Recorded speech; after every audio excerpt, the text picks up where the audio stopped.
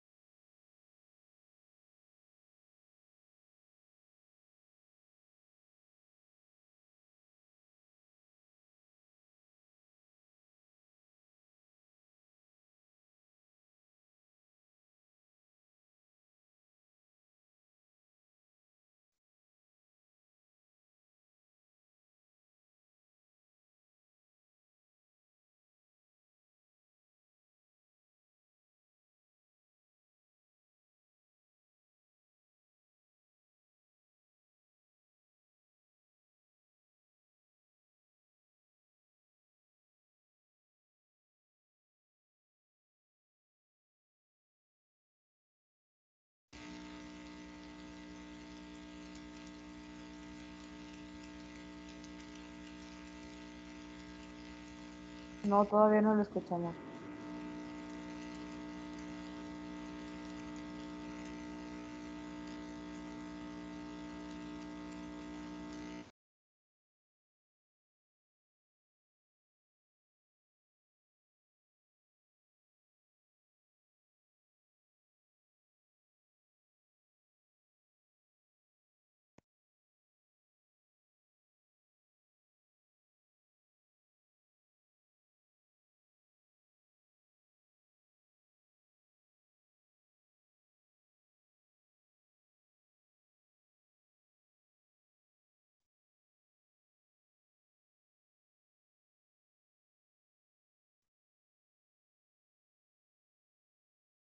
Ok,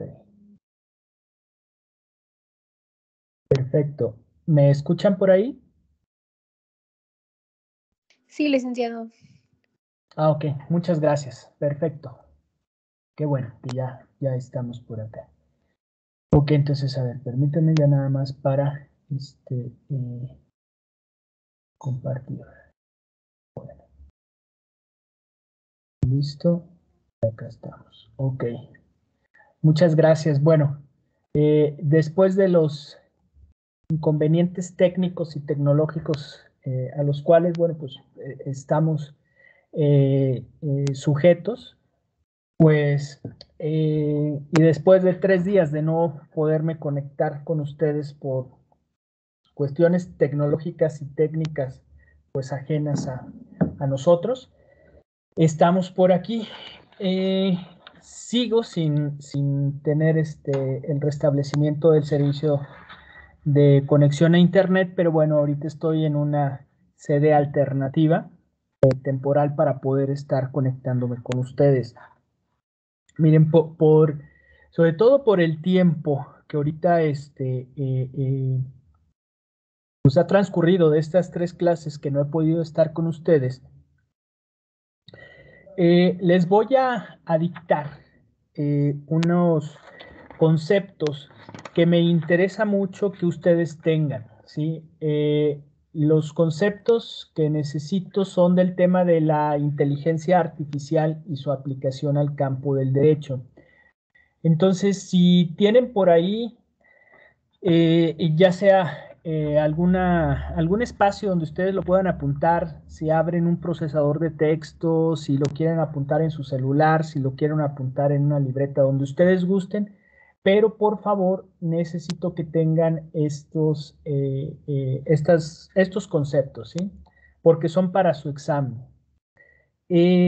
Primero, el concepto general de inteligencia artificial. Si alguien se queda por cualquier situación, por favor me lo hace saber a través de sus micrófonos, ¿sí? Concepto general de inteligencia artificial.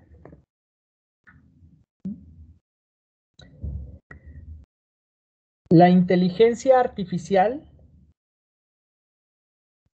se define como el recurso tecnológico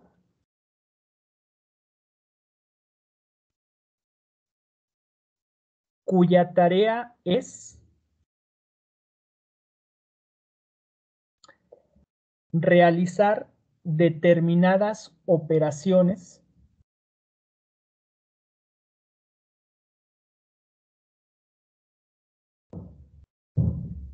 que se consideran propias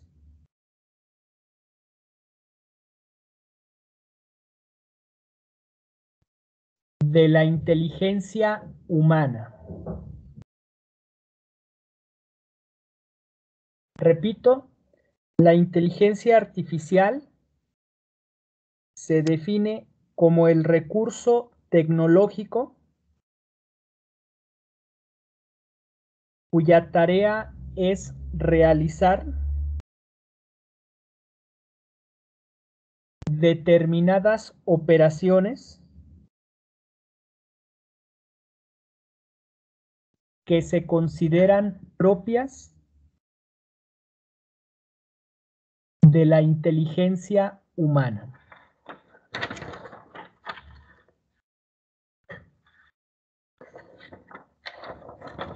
Ok, vamos a la segunda definición. Es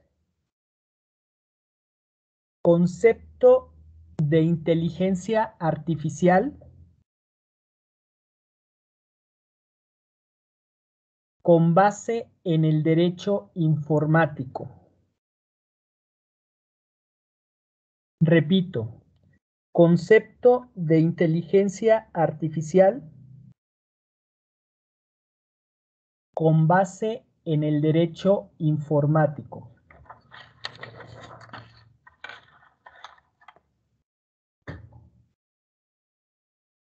Es la rama de la informática jurídica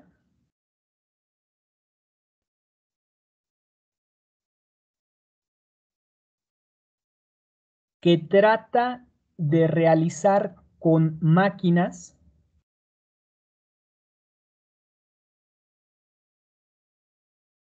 tareas y juicios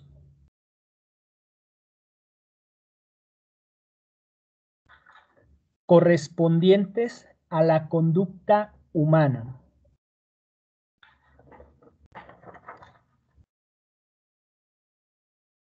Repito, concepto general de inteligencia artificial con base en el derecho informático. Es la rama de la informática jurídica que trata de realizar con máquinas tareas y juicios correspondientes a la conducta humana.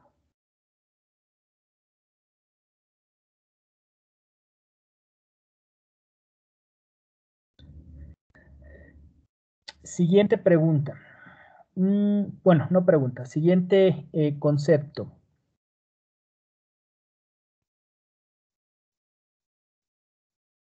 La definición del sistema experto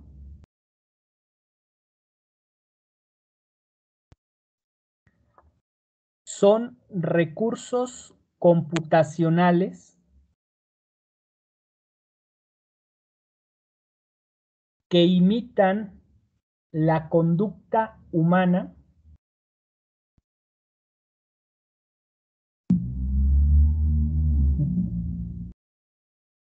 coma,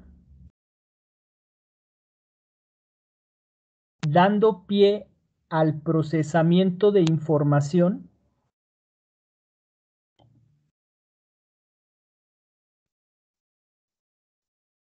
e interpretación de la misma.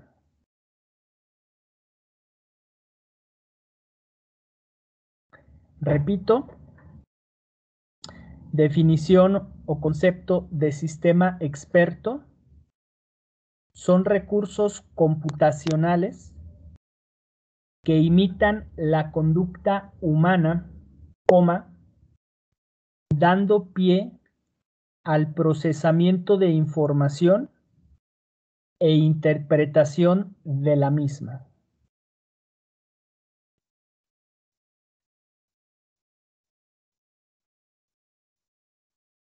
Siguiente.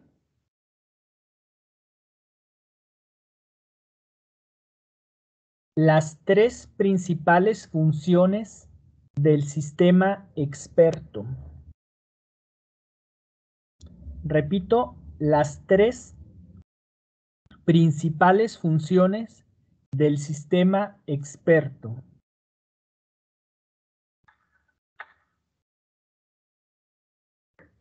Primera,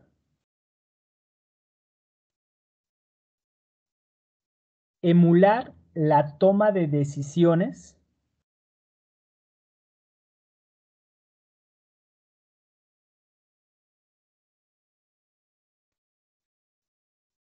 Segunda, auxiliar a las autoridades encargadas de un juicio.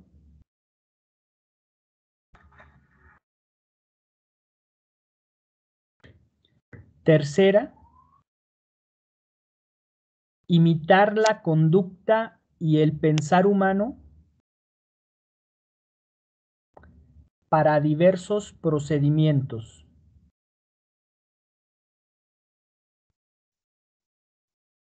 Repito, las tres principales funciones de un sistema experto.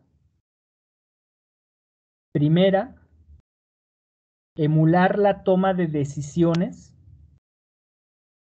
Segunda, auxiliar a las autoridades encargadas de un juicio. Y tercera, imitar la conducta y el pensar humano para diversos procedimientos.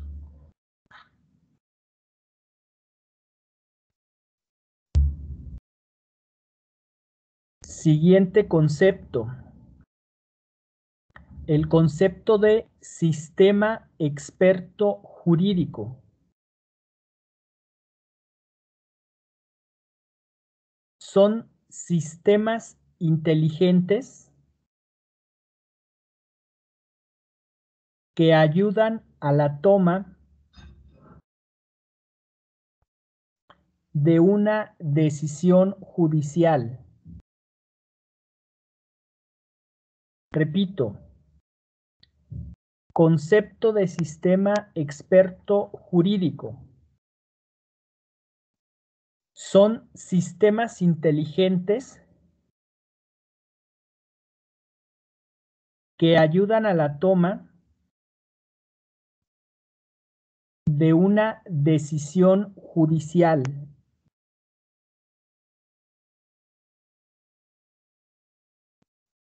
Siguiente.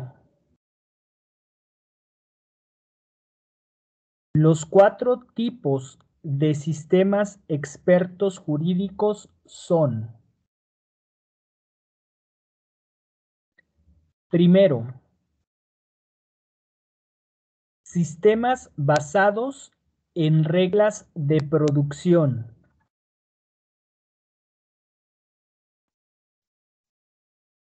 Segundo, modelo positivista explícito subyacente.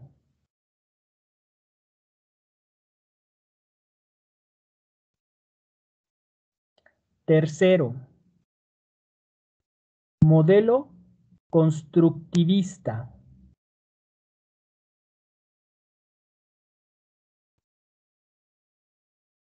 Y cuarto,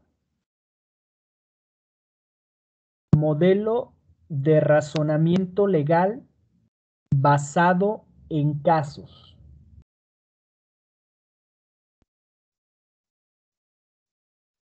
Repito, concepto de sistema experto jurídico son sistemas inteligentes que ayudan a la toma de una decisión judicial.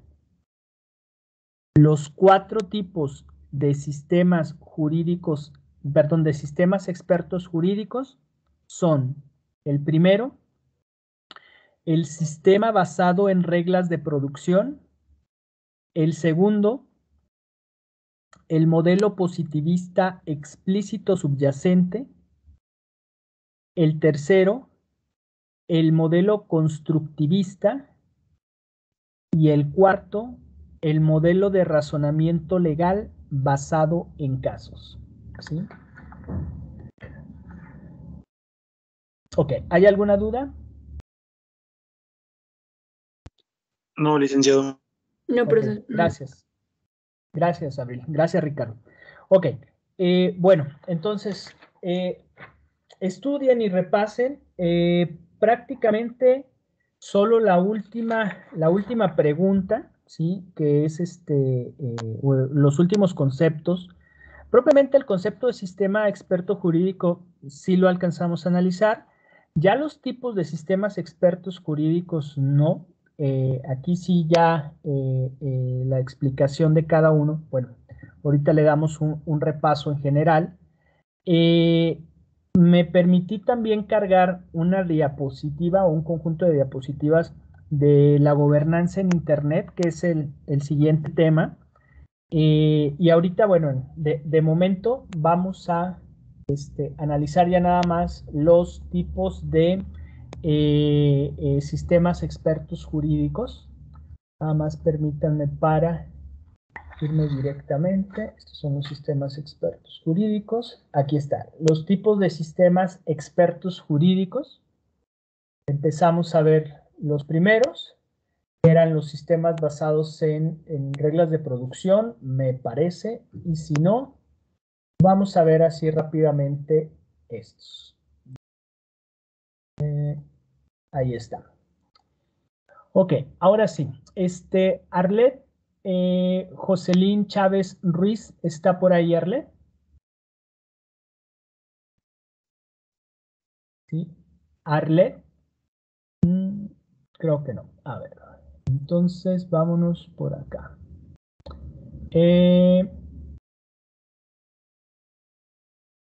Víctor Hugo Dávila Torres, ¿está por ahí, Víctor?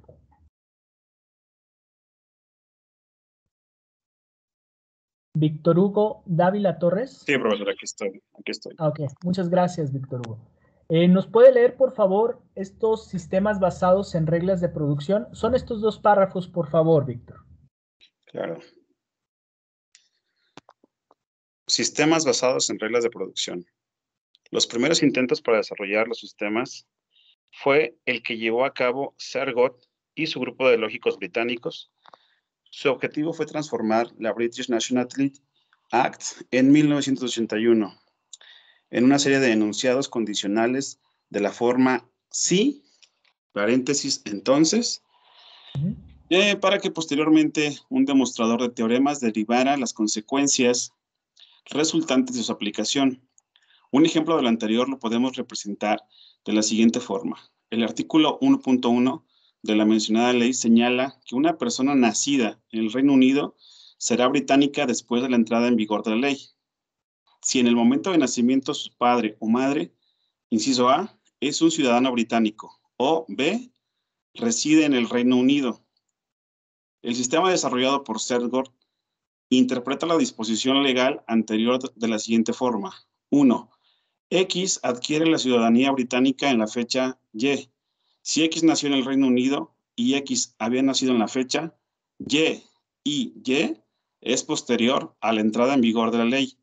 Y X tiene un padre que cumple con los requisitos del artículo 1.1 en la fecha Y. El problema que representa este modelo de SEGJ es relacionado con el mantenimiento y actualización de la base de conocimiento, los cambios en los cuerpos normáticos con motivo de la introducción de una nueva legislación pueden traer como consecuencia la necesidad de reescribir toda la base de datos. Además, existe la eventualidad de inexistencia en el ordenamiento jurídico de un enunciado, no alcanzo a leer la siguiente parte, referido, ahí está, jurídico de un enunciado normativo referido al supuesto de hecho. Perfecto. Muchas gracias, Víctor. No, por nada, licenciado. Ok, entonces, este es el primer sistema experto jurídico, ¿sí? Son sistemas basados en reglas de producción.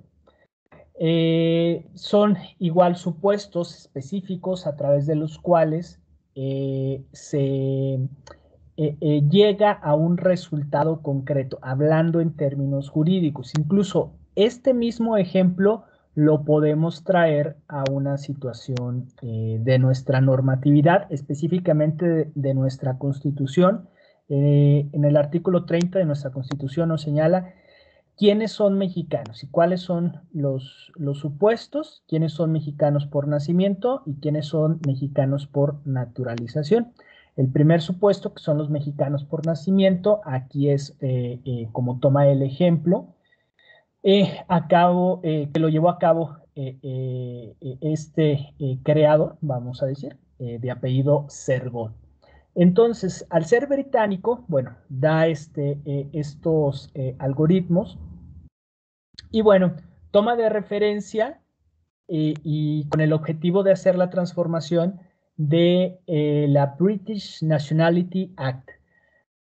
Para quienes estén interesados, sobre todo en el derecho anglosajón, en el derecho norteamericano, inglés, ¿sí? Esta es la forma en la cual se denomina a las leyes, ¿sí? Como act, ¿sí? Tenemos leyes, no sé, del derecho, por ejemplo, de acceso a la información, Freedom of Information Act, y bueno, son decretos, nada más que la forma en la cual se van creando y formando legislación en los sistemas anglosajones, es un tanto similar en ciertos aspectos. Hay cámaras de origen, cámaras revisoras, como nosotros tenemos una Cámara de Diputados, una Cámara de Senadores, perdón, pero a su vez, a nivel estatal también tienen estados en los cuales hay modelos bicamerales, como lo tenemos a nivel federal, y donde se encuentran modelos unicamerales, como lo obtenemos en las entidades federativas.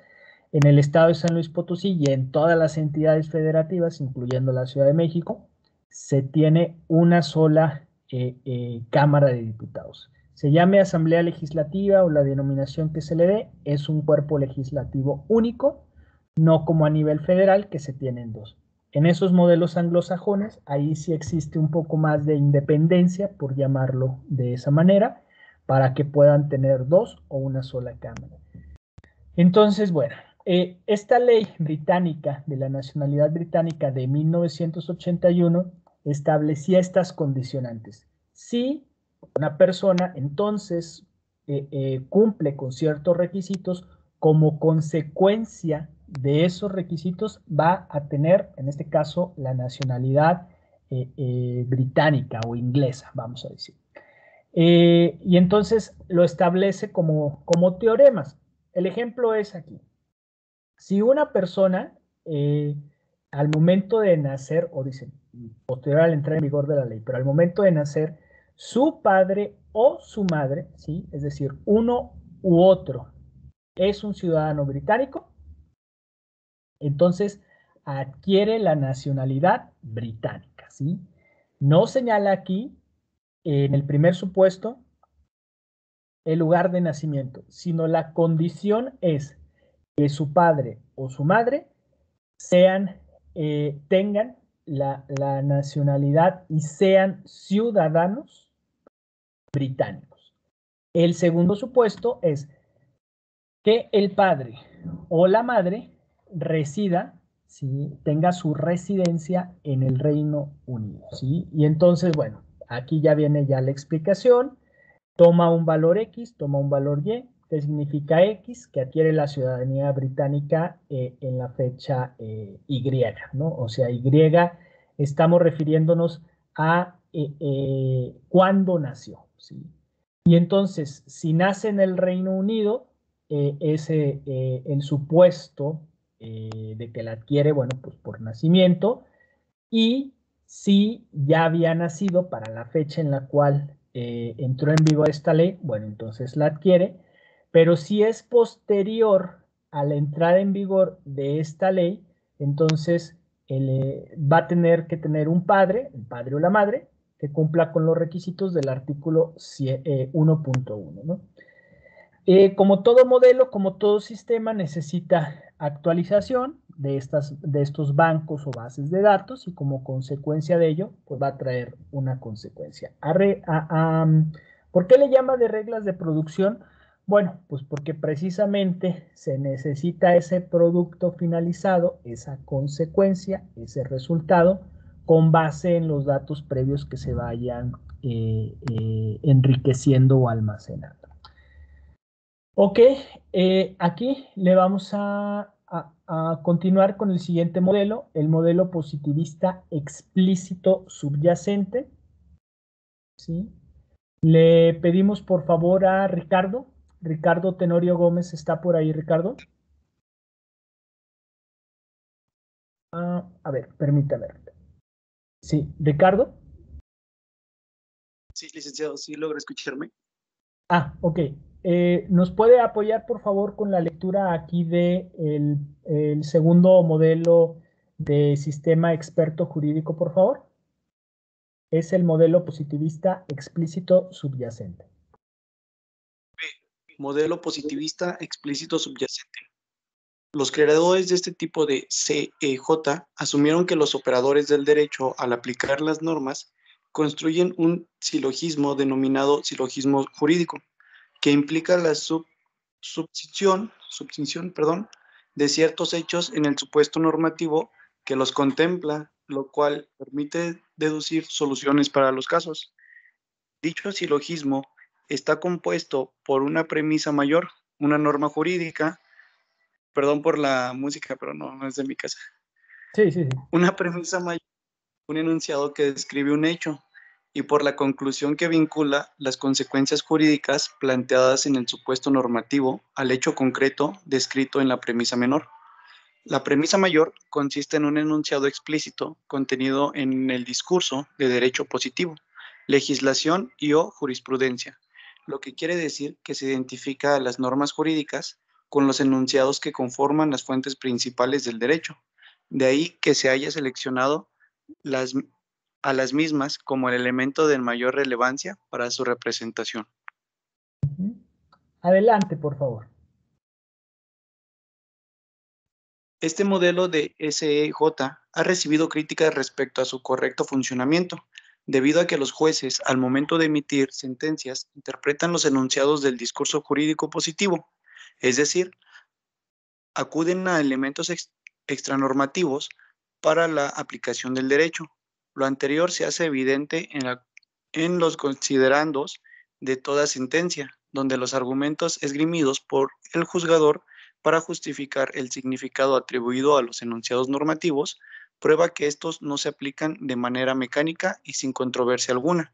Lo anterior denota que el juez, en su ejercicio de interpretación, adecua al derecho a ciertos patrones valorativos, sin que esto implique una modificación del derecho legislado, sino como si se tratase de una descripción del derecho vigente, tal como debió haber sido pensado por el legislador. Le continúo. Sí, por favor.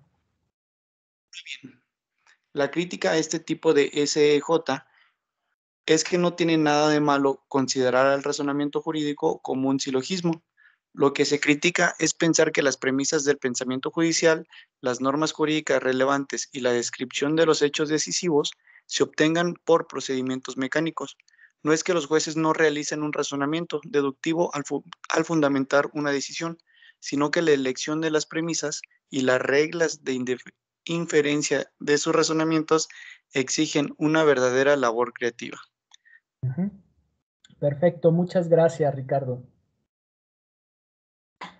Ok, segundo modelo de sistema experto jurídico, modelo positivista explícito subyacente. Muy probablemente ya vieron en otra de sus materias de este primer semestre que se refiere con un modelo positivista, ¿sí? En términos muy generales, un modelo positivista es el modelo actual, vigente, el modelo actualizado, ¿sí? Es decir, como todo el derecho va cambiando, va sufriendo mutaciones y adaptaciones, se van haciendo sus correspondientes valoraciones y actualizaciones para tener a la norma vigente. Si, por ejemplo, en el tema que analizamos de teletrabajo, que fue una norma, una modificación que se hace a la Ley Federal del Trabajo en el año 2020, y previo a esa reforma, si fue en agosto de 2020, digamos que en abril, si se hubieran analizado actos, hechos, ¿sí?, supuestos que se tuvieran que analizar bajo la luz o bajo el concepto vigente en su momento, no sería lo que nosotros analizamos ya como parte del teletrabajo, sino en el anterior capítulo, antes de esta reforma que analizamos, que comentamos, que se llama trabajo a distancia, ¿sí? Entonces, ¿cuál es la norma positiva al día de hoy en el supuesto del teletrabajo? Lo que vimos, porque esa es la vigente. Por eso mi insistencia de que recuerden, si necesitan consultar una ley federal, búsquenla dentro de la Cámara de Diputados, dentro de la página electrónica de la Cámara de Diputados, que es una de las más confiables porque está más actualizada. Y ojo, búsquenla dentro del apartado de leyes federales y estatales. ¿Por qué? Porque si no, se comete el error de buscarla en Google o incluso dentro de la misma página en el buscador y nos pudiera arrojar un resultado que no es el actualizado. Ojo, tengan mucho cuidado con ello, ¿sí? Perfecto, entonces continuamos. Este modelo positivista explícito subyacente se asumen a través de los silogismos jurídicos. Quiero entender que, bueno, conocen que es un silogismo, si no, ya lo habíamos explicado, pero lo volvemos a mencionar. Un silogismo es a través de llegar a un resultado, se realiza un razonamiento para que a través de una premisa mayor y una premisa menor se dé ese resultado o se llegue a un conocimiento. Entonces, esto es el silogismo. Dice que implica la subsunción. ¿Qué significa subsumir? Es absorber, es envolver, ¿sí? Abarcar, completar. Implica la subsunción de ciertos hechos en el supuesto normativo que los contempla, lo cual permite deducir soluciones para los casos, ¿sí? Dicho silogismo está compuesto por una premisa mayor, que es una norma jurídica, una premisa menor, un enunciado que describe un hecho y por la conclusión que vincula las consecuencias jurídicas planteadas en el supuesto normativo al hecho concreto en la premisa menor. Ok, vamos a tratarlo de explicar. Regreso al tema del teletrabajo. Nosotros vimos ya que es un teletrabajador y para efectos también de la Ley Federal del Trabajo, a quien se le considera patrón en una relación laboral que se base en el teletrabajo, ¿sí? ¿Cuál es la norma jurídica que regula el teletrabajo? La Ley Federal del Trabajo, ¿sí? Los supuestos y artículos específicos o el capítulo en específico que regula el teletrabajo. ¿Y cuál sería un enunciado que describe un hecho? Por ejemplo, ¿quiénes cumplen las características de ser un teletrabajador? Si, por ejemplo, una persona de manera... aquí estoy, a ver. Ahí ya se ve. Si una persona estuviera desarrollando actividades de manera esporádica, ¿sí? No de una manera permanente, de manera esporádica, no cumpliría con las condiciones que se señalan en el enunciado, o sea, en el texto de la norma, y por lo tanto no le aplicarían las garantías, los derechos, el supuesto específico para considerarlo un teletrabajador, ¿sí? Si la persona firmara un contrato, estableciera una relación laboral y específicamente se señalaran que va a tener que estar desarrollando su trabajo a través de medios electrónicos, mayor a un 45% de sus actividades o del tiempo que esté desempeñándolo, que se le provean de insumos, de equipos tecnológicos, aparatos, computadoras, cámaras, micrófonos, etcétera, que se requieran, ¿sí? Entonces sí, ahí le operaría la calidad de teletrabajador. Y entonces la parte de conclusión señala que va a vincular consecuencias jurídicas planteadas al supuesto normativo. ¿Cuál es el hecho normativo? El que se define en la premisa menor.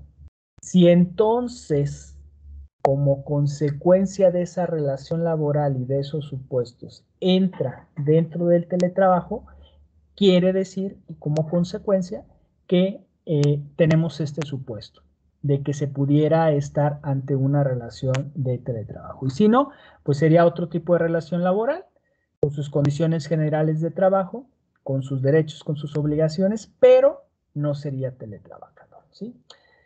Ok, aquí, en el siguiente párrafo, ¿qué nos hace el señalamiento de la premisa mayor?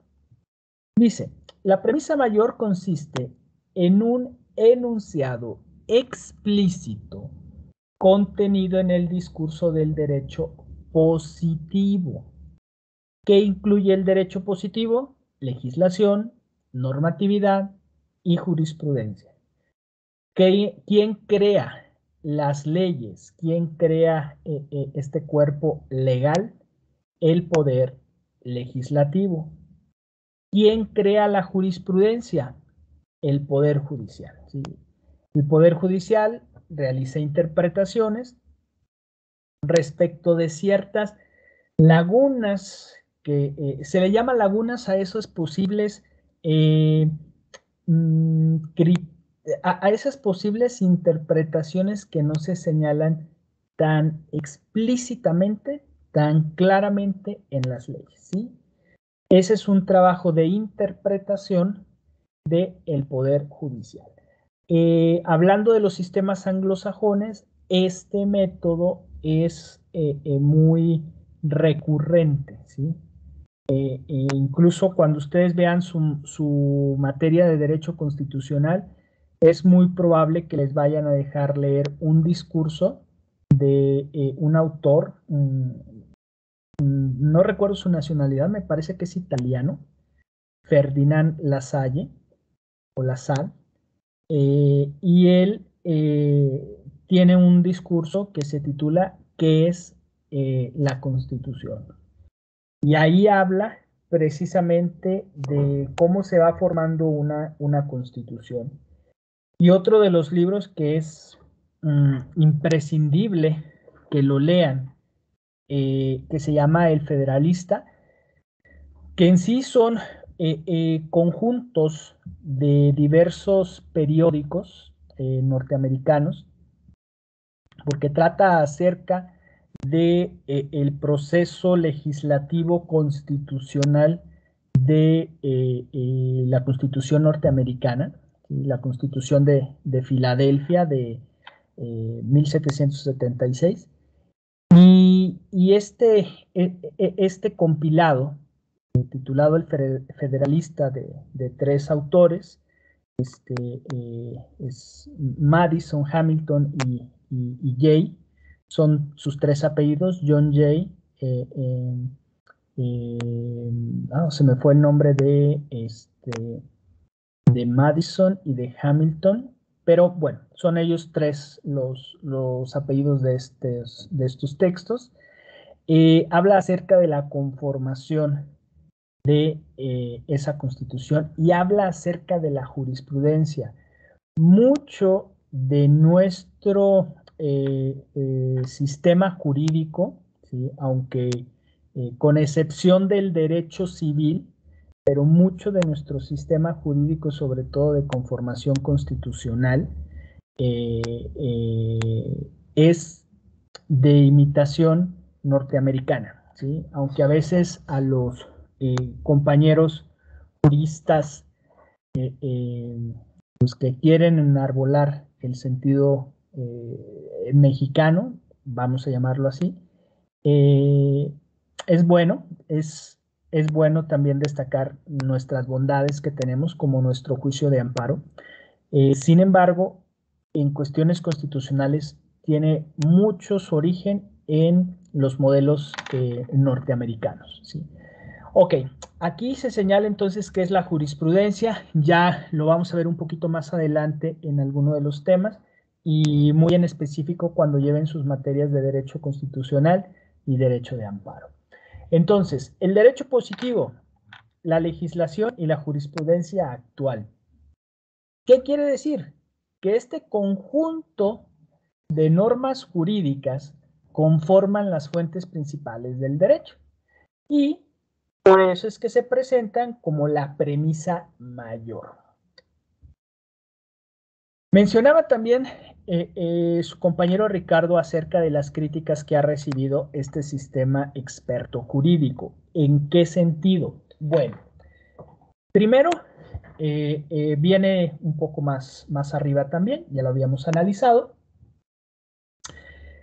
Dice aquí, los jueces al momento de emitir sentencias, en ese momento interpretan enunciados del discurso jurídico positivo. Es decir, acuden a elementos extranormativos para la aplicación del derecho, ¿sí? ¿A qué se refiere con estos elementos extranormativos? Bueno, no necesariamente un juez va a copiar y pegar lo que dice la legislación, sino que interpreta cuál es el sentido del legislador. ¿Qué quiso decir el legislador? ¿Qué quiso regular? ¿Qué quiso interpretar? ¿Sí? Y viene aquí una parte que también mencionábamos en clases anteriores, una parte de las sentencias que se les llama considerandos. ¿Qué son los considerandos? Los considerandos son los análisis, los razonamientos que hace cada uno de los jueces para poder llegar a una conclusión, ¿sí? Tengo unos resultandos, que son los antecedentes, el segundo elemento son los considerandos y el tercero son los resolutivos. Ok, ahora, ¿qué hace evidente este tipo de sistemas expertos jurídicos o la crítica?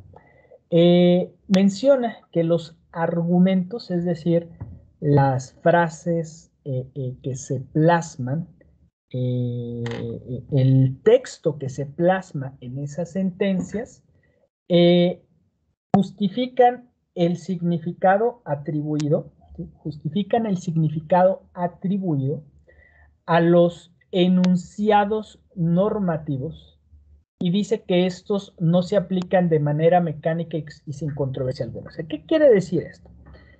Que si ustedes, por ejemplo, plantean un problema, plantean una controversia, plantean una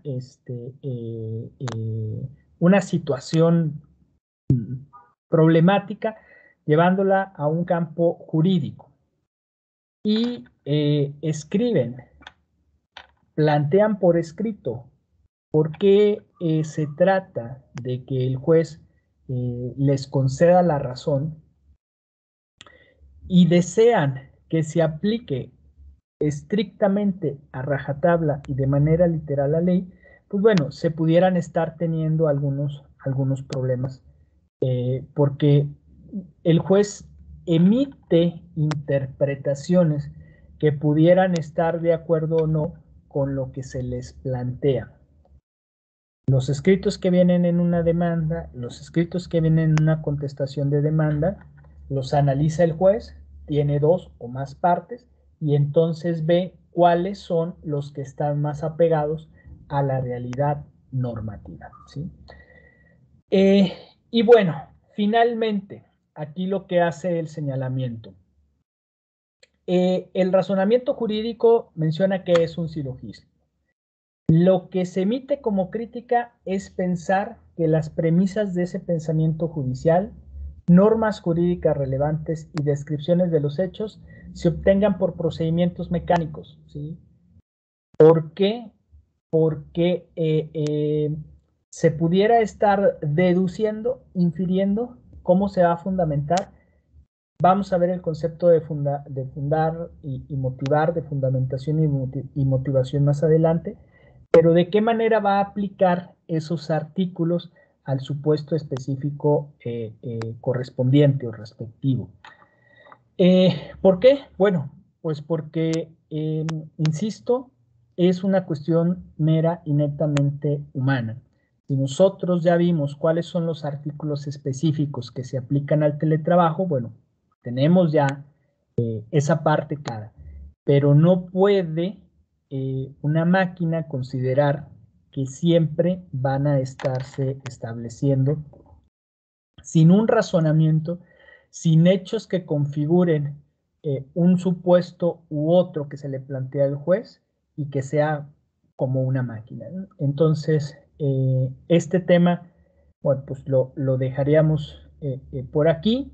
Vemos ya después los dos últimos modelos de sistema experto jurídico, el modelo construccionista y también el modelo de razonamiento legal basado en casos.